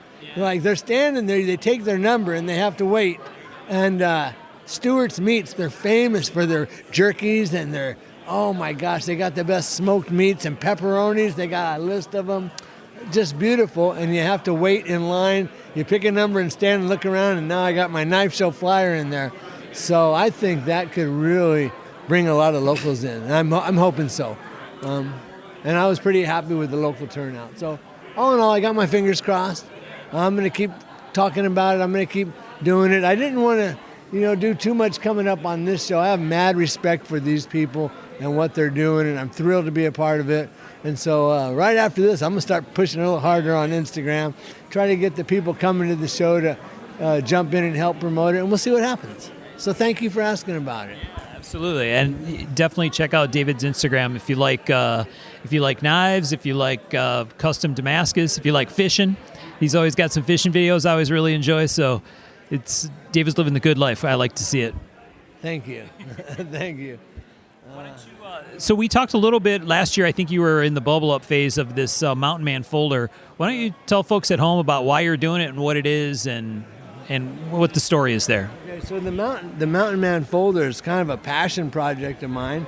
And now, unlike last year, I have made a few of them. And I tried several different designs, but this one obviously I didn't finish. But they might be able to hear that little click. But I'm building this one now, and this is a Mountain Man slip joint. And I did a Mountain Man lockback, and I did a Mountain Man flipper, and I did a Mountain Man liner lock, which was actually kind of imagine a piece of stag with a piece of metal bolted inside of it that has detent and a stop bar. So I just want to do something different. Anybody that follows me knows I have a creative outlet, and I need to kind of do my own thing. I need to come up with my own stuff. That's what I want to do in knife making, and this is just an extension of that. And we're fairly new, like just around a year into this now, and I've sold several of them, which feels really good. I haven't made any money off of them yet, but I've sold some of them. I'm just joking, but the time right now, like I keep telling myself I'm going to get faster. They still take a long time, right? And it's passion though. It doesn't really matter because I'm having fun when I'm doing it. I enjoy making them, and they're unique. I think. Certainly wasn't anything like it around here today. It's like the only thing like that. So, yeah, I'm just going to keep doing my thing. And I one day I think I'll probably cave and start making more traditional style folders. I kind of hope not though. Well, when we've talked about your Instagram feed on the show a number of times, that's one of the things that we always like to talk about is how you're, we sometimes talk about knife makers going on side quests, right? Like I have this project that I need to get done and something catches my attention or an idea comes into my head and I spiral off and I head off in a path, right? Yeah. And sometimes a fabulous thing comes out of it and sometimes it's a giant waste of time, but a lot of times something really cool comes out of it. And you seem to be a guy who is unafraid of following that wild hair tangent and going down a path and to a fault sometimes. Yeah. Yeah, right now I've got a Canon project I've been working on for 20 years. I hope to finish one day. Right. And recently, about a year or so ago, I started my pirate ship because I started tearing the wrought iron in half, right? If you follow me on Instagram, you've seen my ripped in half wrought iron. And so I've made a bunch of ship planking, and I plan to make a full pirate ship out of it that hides daggers and a full pirate sword down the front. That's the mask of it, I have this dream, and it started. Trust me, I got the deck done. Right. But talk about a time suck, right? It's like how much time can you throw at something that is it's just a dream, right? I will do it. And I was talking to Andrea about that on the way here. It's like I need to suck it up and just because I'm actually doing okay with financially from the knife making, that I can afford to just not make knives for a while and finish the darn pirate ship. Right. And I should do that, but I just have a hard time doing that. That's what I feel I really should do, is just finish that pirate ship. It's like that's what we always talk about with the side quest thing, is that the huge deal is keeping it interesting and fun and something that sparks your brain. But yeah, it's this weird balance of you can't let it cost you too much money, right? Yeah. And if I finish it, I think I could sell it. I think I even have a buyer already. But finishing it would take a commitment that I don't know if I'm ready to make yet, right? So keep your eye open in the next year or two for that. Yeah. The pirate ship. We'll watch for that for sure. So one of the knives that got my attention when I first walked up to David's table this morning is a dagger. I've been on a big dagger kick lately, personally, and he had 3 really cool ones on his table, and one of them is twisted handle. I'm trying to think about, you want to try to describe to the kids at home what exactly we're looking at? Okay, I will describe exactly what we're looking at because this is the epiphany of a blacksmith dagger, meaning there's no wood. This is a steel guard, which if you afford a taper on two sides of a piece of metal and scrolled them in on each other to make some penny scrolls that kind of butt close to the blade. And then that, unlike a blade with a tang, this blade, I cut the tang off, and what I did was I took the stub of that tang after I got it fit on there, and I MIG welded it on, right? So now you're imagining you've got a blade with the guard on there that's done and beautiful, but it's MIG welded on from the bottom. Then I went in and kind of shaped that a little bit to where I could get this piece of twisted pipe, and that's what this is. This is a forged and fullered. That's why it's not that heavy, because it's hollow. It's a forged and fullered piece of 3/4 inch black iron pipe that's twisted, and up here you see where the metal changes a little bit. Although it's beautiful and blue, that's where I MIG welded the pipe to the bottom of the guard that was welded to the blade. This thing is solid. I mean, it's so solid. It's, it can't ever, it doesn't get any more solid than this. And so that's welded on. And then at the bottom of it, which I know you liked, was this ball that's trapped in there. So that is a 1/2-inch ball bearing. And I split the pipe with a chisel. I forged a tenon off of both sides of the end of the handle, which would be like the pommel. And I scrolled them around, opened them up. I kind of fit them with a ball, checked it a couple of times. Then I got it red hot, put a brand new ball bearing in there and closed it on it. And once I had it tight, I quenched it. But you can see how just the heat from the tenons closing around the ball turned the ball blue. And I think you thought it was beautiful too. Yeah, it's a cool looking piece and just really fun. And, it's a different way to make a dagger. And I like that. It's different. It's solid. Yeah. Something different, like you said. I like the... Had you done this type of construction before where you weld the guard to the blade and then weld the handle to the guard? No. Well, I did one other knife that birthed this one. And that one, I welded the guard on it, and to the guard, the bottom of it, I welded 4 1/4-inch round tapers that were all tapered at the end, and I opened those up and I trapped a crystal ball in there and hot wrapped it around the crystal ball and then had them flowing. Yeah, that was that's what birthed this. So then from there I was like, well, that's cool, and what else can I do? And I made that knife for a class that I was trying to help him come up with something unique for himself, and he's very much into, let's say, the dark arts, you might say, witchcraft stuff. They have a store where they sell witchy-poo stuff. And so I wanted to design a product for him that might appeal to his audience, which is the pagan, the whatever, right? And so I came up with this idea to trap a crystal ball in there. And I think it looked pretty cool. Yeah. In fact, I traded mine last year to a lady that runs a really beautiful store here in town, which I don't know if you've seen it, the Musing Raven. Oh, yeah, we walked by that last night. Oh, man, see, I love that store. It's so cool. There's so much cool stuff in there. In fact, this year I brought her up a basket of stuff just as a gift, which was unfinished stuff from my craft fair, and I was wondering what would be a good home for them. So I gave them to her, and she'll finish them. A bunch of totem dream catchers. Okay. Yeah, if you can believe that's the kind of stuff I made before my knife making life, right? Yeah, I got my roots, cut my roots in the craft fair business. So that's awesome. So David said he'd be willing to come on with us, so we're going to get him a microphone. We've talked about this now for at least a year. We'll get him a microphone, and we'll spend a couple hours chatting about stuff and hearing some stories about different parts of your path to find your way to where you are today and all this awesome stuff that you're doing. I've always loved the penny guard bowies and all that stuff that you make. They're fantastic. So it's always a joy to come and see all the different stuff that you bring, and it's a mixture of stuff, and I really like that. I think it's fun. Thank you so much. It's always a pleasure to talk to you, and I haven't heard the podcast yet, but send me a message so I can give this one a listen if you put me on there. And you all out there in podcast land, have a beautiful day, and it's good talking to you. All right, man. Oh, yeah, exactly. Tom, you probably couldn't hear it, but Tom asked about finding David's secret fishing holes. But you're going to have to watch Instagram and try to pull some GPS coordinates out of there or something to get that sorted out. Yeah, right. Yeah. Send up the drone. Find David. Fishing holes, so yeah, that might be a problem. Yeah, don't send up the drone. Yeah, David's always a pleasure to chat with. That guy's got a million stories. I think when we get a chance to have him join us, I think that'll be a fascinating episode.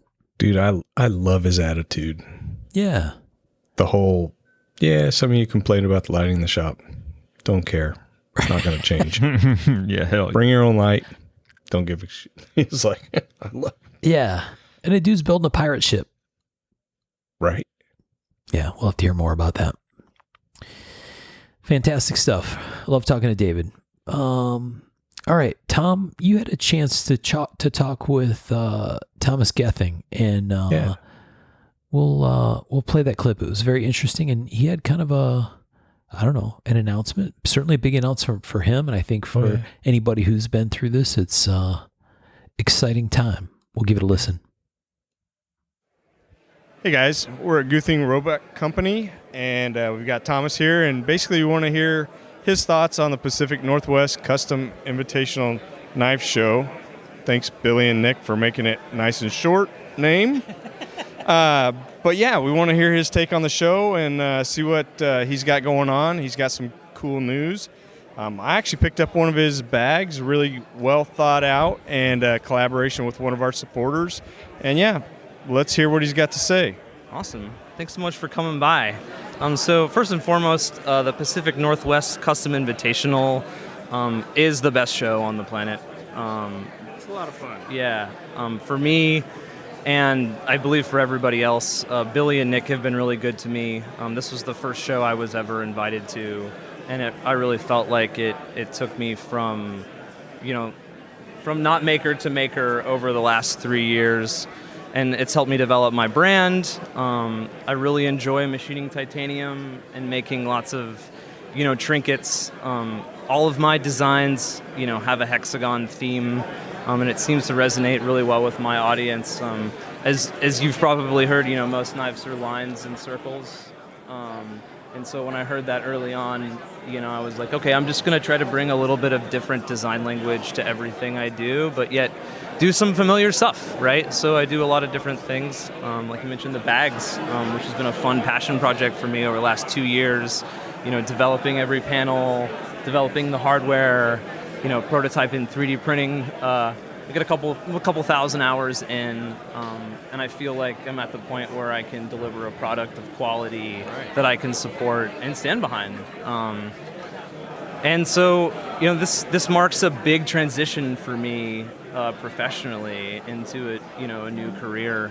I have chosen to take the dive into, being a maker and artist full time, which is just it's kind of like running in a dark cave with knives, but it's figure it out. scary and exciting at the same time, right? Yes.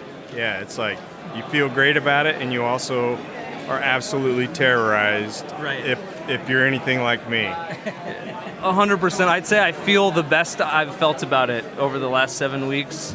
Today, being here with my people, with the crowd, watching strangers consume my content, just come by and ask questions, right? Yeah. And pick up a trinket and watch them kind of connect with it is just a totally different experience than, delivering global communication software. Yeah, I'm excited for you, and I thought it was important that we kind of document that and just let our folks know that you're taking the jump. Thank you exciting. So much Congratulations. for coming by and talking to me. Can you explain the name of the company? Yeah. The robot name. Where does that come from? How does it fit? Yeah. Okay, so Gething Robot Company, it started, as a custom knife maker in our world. The CNC machines had kind of a negative connotation to them, and even buying one like as a custom knife collector felt almost strange. And I just decided to make a brand that was going to double down on it, right? And I was going to try to use, the machines in a way that spoke to them and their design language and differently. So the brand was born with tools that I have not hand finished. I've put a massive amount of care and time into them, using fresh tooling, using the best finishing techniques and machines possible, and then paying homage to the robot, right? And the machine that we all use every day. Yeah, I love it. And so that's a little story. Where can folks find your stuff? You can find me at gething.com, which is GUETHING.com. You can find me on Instagram as Guthing Robot Company, and on Facebook as Gething Knives. And you can find that on my website. So thank you so much. Yeah, when Birch first got his Haas milling machine, in the auto industry where I work, all the machines have a brass tag to mark it as capital investment by the company. And so I had a gold colored tag made for him by an engraving company that says Knife Robot number 0001. And it's hanging on his Haas at his house. I'm like, okay, this is a first of many. Let's go. That's awesome. That's perfect. I love it. Yeah, it fits with the robot thing. So I perfect. Like it. I miss Birch. Hi, Birch. We miss you. See you, Sean. Yep, absolutely. All right. Thanks, man. There we go. Doing it full time, boys. Yeah, big congrats, man. Pretty exciting. It's a big deal. Big step. Real big step. All right. This is Tom's last one. Tom and I were walking around and we ran into a guy that we've known for a long, long time. So we had a really nice chat with him. It was nice to get caught up, and he had some fantastic stuff there as always. Let's give this little clip a listen. Hey guys, at Pacific Northwest Custom Invitational Knife Show, and I'm super stoked. I get to see one of my old-time friends. I haven't seen him forever, Todd Rexford. Todd, can you tell us about the show and what your thoughts are? Firstly, I feel like Elvis Presley with this microphone. It's real. Well, I don't know about that, but bodysuit is a good idea. I need to remember that for the next show. No, anyways, firstly, like Tom said, it's great to be here and just I haven't seen you in. It had. I tried to think. It's probably 12 years, at least. So it's really good to connect again. And so the show, the Pacific Northwest show, great show. This is my second year doing it. Last year was good. I just did those fixed blades last year because I wasn't really sure what, the show could handle. You got to figure out the attendees, what they want, what do they want to see from you, etc. So this one, I decided to bring a couple folders and do some auctions and see what happens. With that, though, I brought the buckles, which is something that I've never brought to a show before, and some ruts and stuff like that, and the massless fixed blades, of course, and everything went pretty well. I'm excited. First come, first serve on some pieces is always awesome, especially when, I normally am doing lotteries and auctions, so this was pretty legit. I had people that liked it. Good show. Interesting area by the Pacific Northwest beach. It's not something I'm used to, so it's kind of cool. Yeah. Well, the guys talked about trying to do it where it's a destination. There's something you can do. Yeah, right. There's stuff to do here, right? So if you wanted to bring your family or you wanted to hang out after or before or whatever, and that's what we've done last year and this year is turn a little vacation along with it, which. If you can do that, that's a win. Oh, for a knife show, if you get to bring your family and they get to do other stuff, maybe they want to pop into the show because I think it's good to get kids involved and to show them this. We got to make sure that they see that, or else it's going to die out. Right. But if you can do it with your family, that's even better. Hell yeah. If it's not 3 days worth of suffering. Yes. Right? And the weather here is pretty good too. So you can go walk around. It's not 100 degrees or anything like that. Right. So, no, it's kind of a neat show. Yeah. I like it. It's just kind of funny. Not really a question, but the last time I kind of saw Todd, I've been talking about Bridgeport Mills, and I think Todd remembers this. But basically, we went back and forth, and I ended up ordering a Bridgeport mill from the same place he did. A guy was doing resto work, and I'm just now getting it set up, which is crazy because that's been a long time, man. It was when I just saw Tom here to hear that story and that he's just getting it set up. But I remember it like clear as day. We were very young back then, almost kids. But you're right, dude. Slow and steady. And my mill. So what Tom said was right. The mill was completely gone through and scraped by an older gentleman who passed away. Oh, I don't know. He probably divorced, and then I had to pay his son to get my mill. It was a weird thing, but yeah. Yeah, and he's dead now. So completely re-scraped Bridgeport, all rebuilt. Amazing machine, of course, and the fact that it's re-scraped to within original tolerances was awesome. And when I ordered one, I was super happy with it. And then Tom had asked way back in the day, and I was like, "This is the guy you go to." I did. Yeah, and now it's going to be set up. You're going to be rocking and rolling. I know. I can't wait. That's awesome. That's funny. That's so Tom. Right? I got this cool thing, and then boop, mothballs sitting in the corner, covered with the sheet. I have mothball machines too. You know, it's normal. Yeah. All right, so we think we've tricked Todd into coming on the podcast with us. So listen for a future episode if you want to hear some throwback stories and probably some embarrassing stuff about some friends of ours. We're going to have to edit out a lot of it afterwards. Maybe. Yeah. They call that honoring people. Yeah, yes. Right. It's really good seeing you, man. Oh, thank you. It was great seeing you guys. Absolutely. Take care. All right, thanks, Todd. Yeah, that was cool. It's really good to catch up with him. Yeah. You know, hadn't seen him in a while, just doing different shows and life. So, yeah, that was awesome. Yep. Yeah, it'd be good to have him on with us. I think that'll make a fun conversation. We definitely seen some stuff over the years. Yeah, for real. Right. Yes. Yeah. We will try to do a minimum of redaction on that episode, but we'll see. Oh, yeah. I think we'd be all right. Yeah, probably.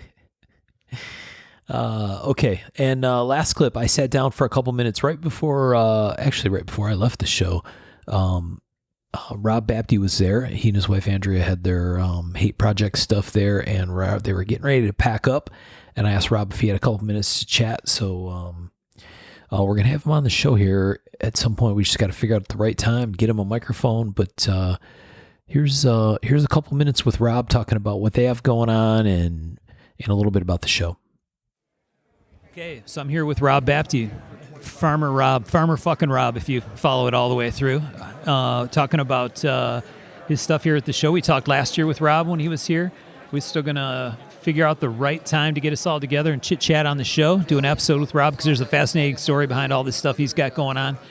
So, and you want to talk to us about what you brought to the show, what your observations are about the show this year, and what's happening. Yeah, so it's been, we've been part of this show since its inception. So Billy's always, kind enough to invite me and my nonsense along. But, really what I do is I make EDC stuff, pocket shrapnel, if you will, in a kind of pig-based theme. And then we take the proceeds from that and we give it to different, charities and stuff. And so this year we're up here at the show. Brought a bunch of things that you'll see. I have some material to take back home to sell on the page, but we always do a Northwest themed set of materials. So I have ones with, like the NorCal bear and, a forest theme and all that. But yeah, so it's good. We had a pretty okay show. The attendance was, it seems like maybe a little lower than last year. Just kind of looked in the size of the line and kind of, but I'm at the tail end of my EDC popularity here live or roller coaster or whatever, and so we did fine. We got to touch base with a lot of folks. You come to a show to see people and kind of reconnect. Otherwise I'm in the shop all the time, just kind of by myself. I retired 2 years ago or something, and yeah, so anyways, that's what I'm doing, man. I brought a bunch of stuff out. one of the highlights for us this year is Pat Pruitt, who you guys have had on the show. Pat's a design master. Pat and I had a design conversation about kind of turning 2D objects into kind of 3D, like 3-axis, 4-axis. And so we figured out how to make a jigsaw puzzle. And so, a conversation 8 hours later, we had a kind of a prototype that Mark's handling now that it's super rad. It's still my little pig theme, but it's now you have kind of 6 facets to look at instead of 1. The construction technique is super cool. It's super innovative.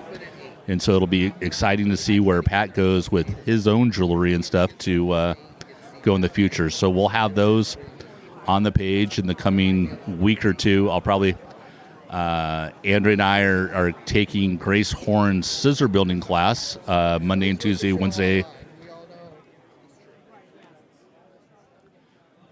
Andrea and I are taking Grace Horn's scissor building class Monday, Tuesday, and Wednesday. And so it'll take me, and then I'm going to fish a couple days, like headed home. So it'll take me, another week or 10 days or so to be back online. But we'll have a couple of pieces from Pat for everybody, and then my normal nonsense. Awesome. It's really cool to see you and Pat have done a lot of stuff together over the years, right? And it's really fun to see that crossing of design language between what you've had going and what his thing is all about. And always very successful, in my opinion. Just the shapes and the look and the design, super fun. So it's really cool. Rob, do you have anything coming up that's a big deal that you want to talk about and let folks know? And also make sure folks know, because not everybody's familiar with your stuff, like where can they find you? Where can they find Hate Project stuff? And what do you have coming up next?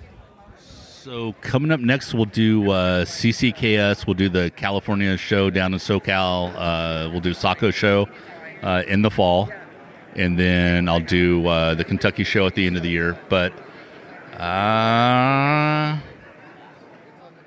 yeah, I think if you're looking for us on Instagram, it's the Hate Project, all one word. If you're on Facebook, it's the Hate Dust Project. We have a Facebook group with 11,000 members. We have our own, we're a 501c3 nonprofit. So we've, over the last, 10 years or so, we've managed to do things like we have our own room at Ronald McDonald House. We have a room coming up at the new Valley Children's Hospital in the Central Valley. So we have a room named after us and stuff. So, all this stuff is kind of charity based. We just give the proceeds away. So that's what we do. But yeah, definitely the Facebook group is the easiest way to kind of get material from us directly.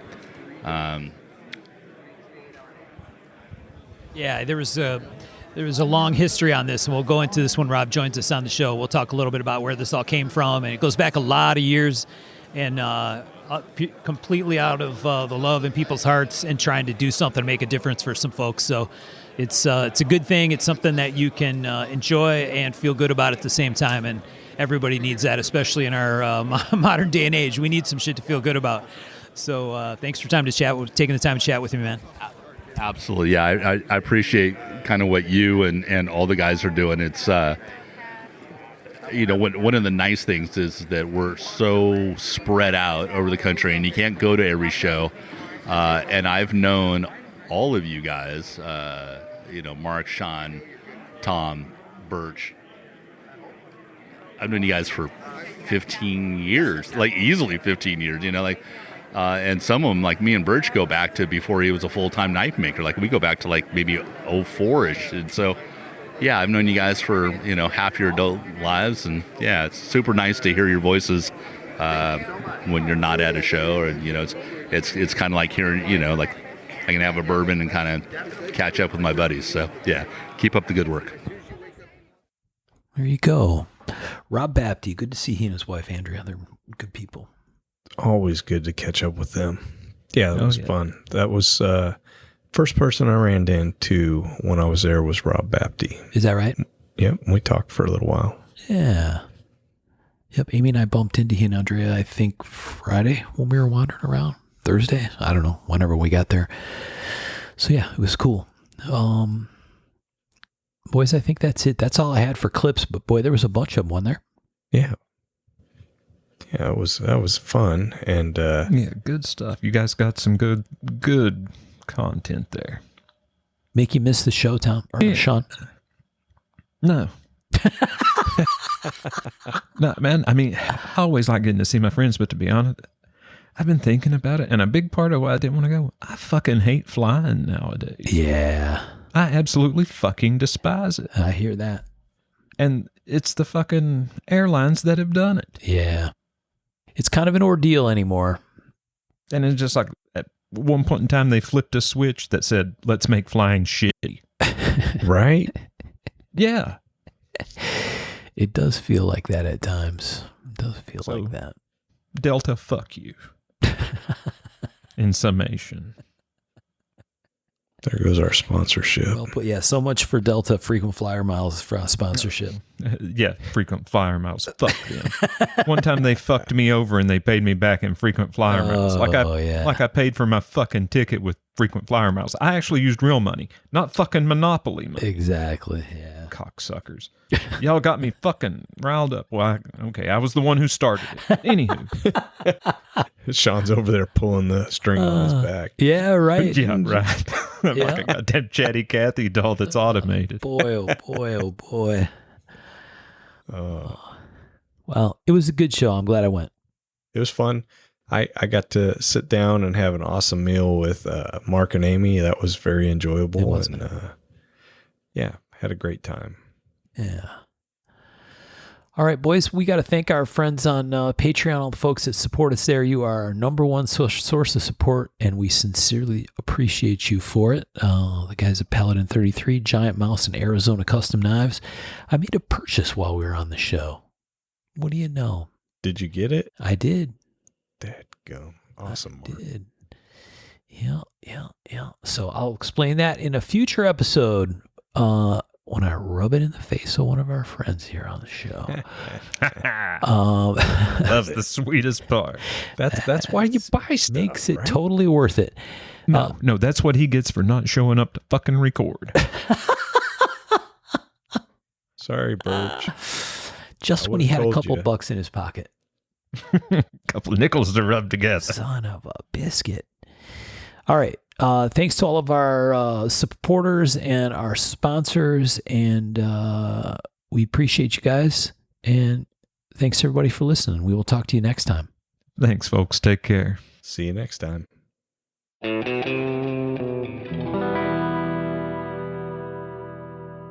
To learn more about our makers, you can find Tom Crine in his Facebook group Crine Knives or on Instagram @Crine Knives. For Michael Birch, check birchtreeblades.com, Facebook group Birch Tree Blade Works, or Michael's Instagram @BirchtreeBlades. For my own projects, I'm on the web at raygundivision.com or check my personal Instagram @msteiner. For those interested in photos, references from the show, or discussion about the show itself, you can always find us on the web at markofthemaker.com, in a Facebook group called Mark of the Maker, or on our Instagram @markofthemaker. Last but not least, credit for the ultra cool and haunting background music we use for the show. This is a piece called Noir Guitar by Stevie's Amp Shack, found at the Free Music Archive and licensed under Creative Commons CC BY 4.0. And as always, thanks for listening.